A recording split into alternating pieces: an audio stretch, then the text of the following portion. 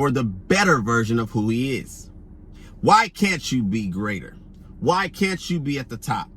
Why have you been in the same position that you've been in for the last 5 years? And I mean in the company, I mean financially, I mean in your relationship. Why do you repeat the same thing and never see it necessary to tweak some things?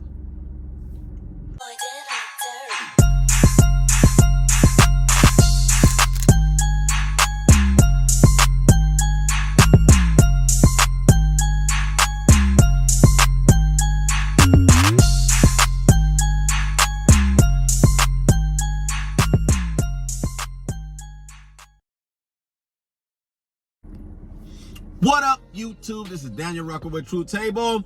Welcome to the table. You guys already know what I do when I jump on this camera. I get in the kitchen, get cooking. Today's no different. Let's get started. Gentlemen, this one is for you guys. From time to time, I'm going to do shows that are about observation, personal development, checking yourself in your own progress.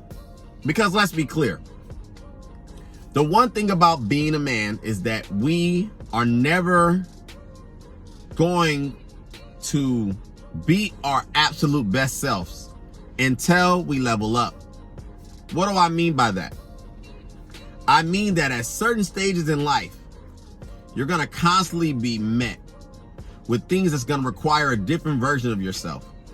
An elevated version, a mature version, a patient version, a communicative version. And any man that's existing, any man that believes that he can live his life stagnant, any man that believes that he can live his life the same way he lived it 5 years ago, or 10 years ago, or 20 years ago, however old you may be, it's foolish. And I'm going to tell you why. See, we are designed to progress. We are built to be better. We are built to upgrade ourselves. Human beings are the ultimate example of software and hardware updates. Now, I know some of my smart followers on here are probably like, but the body in itself will decline on a daily basis, because as you age, you are headed towards the grave. And I get it. Obviously, the body loses dexterity, loses bone density, so on and so forth. We understand that. But what I'm more so referring to when I'm saying software, gentlemen, is the mindset, is the outlook. See, one thing I appreciated, or still appreciate, by getting older, and I've always thought from a place of trying to figure out life and condensing the lessons, condensing the steps. And what I mean by that is that since I've been young, have always looked at life where, okay, this is how I can do these things. I want to learn how to do this. If it's 10 steps, I want to learn all the steps. But once I learn the steps, once I master the 10 steps, now I need to figure out how to combine and be efficient in my process, in my actions. That's what I sought out to do since I've been young. And age and experience has helped me to do just that. As I'm sure most of the men who are listening to this channel, who are, 25 plus, 30 plus, 40 plus, you start to learn and understand, okay, I need to think different so that I can create a different momentum, that I can create a different response, a different reaction. So when you're young, and for my young listeners, this is for you, when you're younger, you have a tendency to operate more recklessly. And that could come from a variation of things. Lacking experience, energy, lacking patience, so on and so forth, right? But when you get a little older, when you mature, when you grow, you start to realize that you can get things done. You can get things built. You can progress, because that's what we're here to do, gentlemen. Don't get it twisted to think for one moment that you are not here to progress. You are here to progress. You were designed to progress. You were designed to make impact. You were designed to be great. You were designed to be a better version of yourself than you were the year prior, and then 5 years prior, so on. But anyway, learning how to be efficient in your thoughts, learning how to fill your mind, the strongest muscle you have, with the knowledge necessary. See, I heard this, and I mentioned it on my channel before. I heard this one guy at a seminar years ago. He wasn't even an older guy. He was a young man. I think at the time I may have been 29. He may have been a little younger than me, 26, 27. He was young, but multi-millionaire doing his thing, right? And the one thing he said that stuck out of his whole presentation and all the things he shared was that in order to maximize your steps, in order to maximize your progress, gentlemen, you have to feed the mind with the knowledge necessary. You have to feed the mind with the food it needs, the information it needs. And then on top of that, you have to surround yourself with people who are doing the same thing. He said that if you put him in front of someone who was less knowledgeable than him, then the less knowledgeable person will get the project done, but it'll take them longer. It'll take them more steps. It may even cost them more money. And that stuck with me because he was right. I have found in my own life that what has aided in some of my successes, some of my progress, some of my abilities to navigate through the career I've chosen, the places of employment I've had, was that I am constantly reading, constantly feeding myself with information, constantly never satisfied with what I know right now. I'm never satisfied with myself in a way that is, I'm my biggest critic. And for the men who care, for the men who value being their absolute best self, you have to look at it from what is mostly your lasting impression. Now, I know men like to see other men display strength, talent, discipline in a physical way. What do I mean? Basketball, football, boxing. I love boxing, by the way. My favorite sport. I watch it avidly. I'm a fan. However, even using boxing, for example, what I appreciate about the art of boxing, the sport of boxing, is not the fact that they can throw a punch. It's not the fact that they can become a defensive, offensive weapon. That's not what I appreciate about boxing.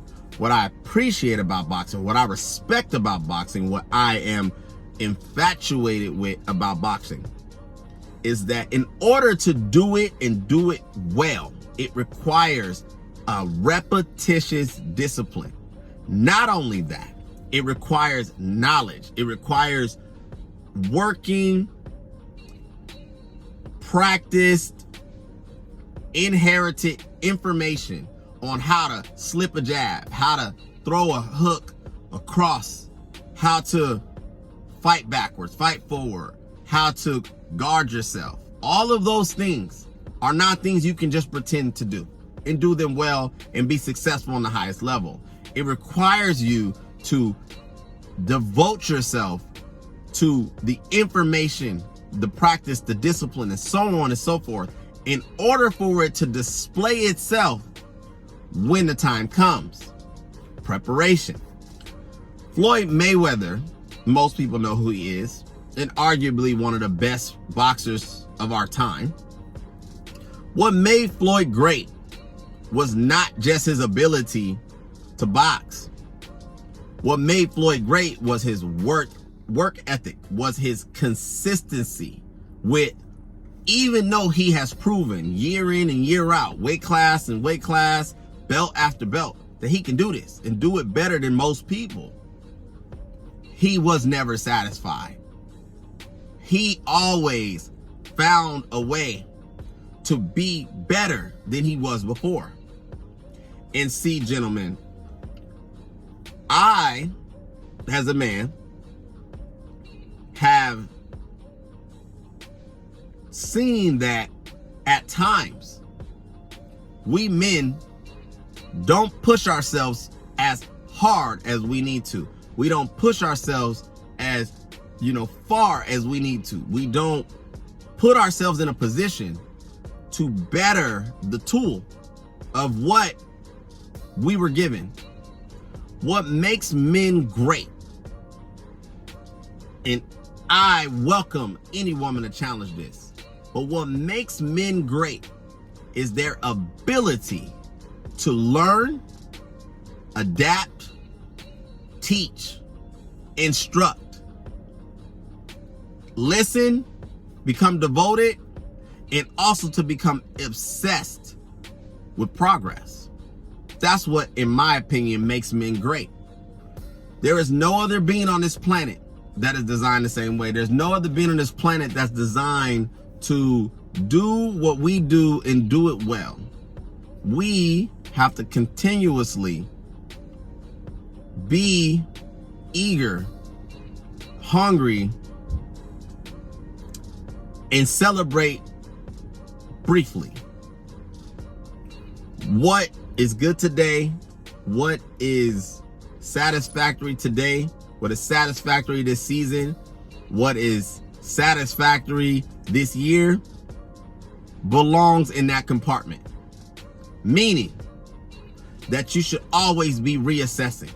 Self-assessment is a healthy practice. Self-assessment is something that I believe every man should do to ultimately position himself for the better version of who he is. Why can't you be greater? Why can't you be at the top? Why have you been in the same position that you've been in for the last 5 years? And I mean in the company, I mean financially, I mean in your relationship. Why do you repeat the same thing and never see it necessary to tweak some things? Complacency, gentlemen, is the recipe for disaster, because we're not designed to remain stagnant. We're not designed to remain still. I want to see a society of men, now and moving forward, become obsessed with their progress, obsessed with their ability, obsessed with their opportunity. And yes, it is an opportunity to live on this earth and do something that is impactful for your life, your family's life, your community's life, and so on. That is what makes men great. We have men that have come and went, but because of their contribution, because of their devotion, because of their obsession for progress, their obsession for greatness, their obsession for development, their inventions, their policies, their practices, their disciplines have echoed decade after decade, year after year. So that is what I wanted to talk about today. I know this particular broadcast is a little different than what I normally do. My channel is not geared around solely relationships. It is geared around development. It is geared around wanting to see people, men, women, the collective, human race, have the opportunity to hopefully take from my lived experience, other people's lived experience, some of the references I utilize, and connecting you to take an assessment of your outlook, take a self-assessment of your perspective, ask yourself better questions, pick up a new hobby, a new discipline, so on and so forth.